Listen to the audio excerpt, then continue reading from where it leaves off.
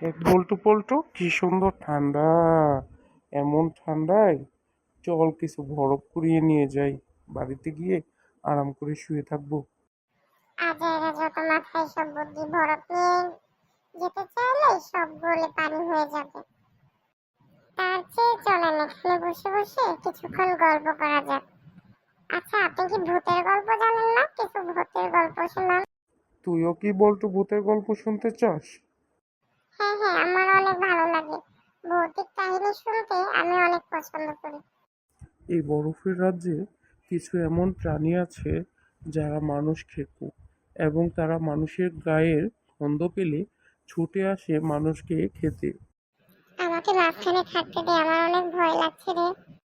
দূর গাধা, এত ভয় পেলে কি জীবন চলবে রে? চল গল্প শুনি। তুষারপাতের কারণে এইসব প্রাণীরা অনেক দিন যাবৎ কিছু না খেয়ে অনাহারে দিন যাপন করে, যার ফলে তারা সবসময় উৎপেতে থাকে মানুষকে তাদের শিকার বানানোর জন্য। অনেক দিন আগের কাহিনী। আমার এক বন্ধুর সাথে আমি এসেছিলাম এই তুষার রাজ্যে। এইসব বরফের রাজ্যে ঘোরার অনেক শখ ছিল আমার, যার ফলে আমার বন্ধুকে নিয়ে এইখানে ঘুরতে আসি। দুই বন্ধু যখন এদিক সেদিক করে অনেক আনন্দ করছি, তখন হঠাৎ করে শুনতে পাই একটি ভয়ঙ্কর আওয়াজ।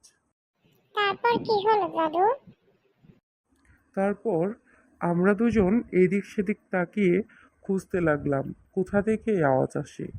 হঠাৎ করে আমার বন্ধুর উপরে ভয়ানক একটা জন্তু ঝাঁপিয়ে পড়লো। আমি তো সেই কি ভয় আর চিৎকার! দুজন মিলে এদিক সেদিক ছোটাছুটি করছিলাম। দৌড়ে গিয়ে এক কিনারায় দুজনে লুকিয়ে পড়ি।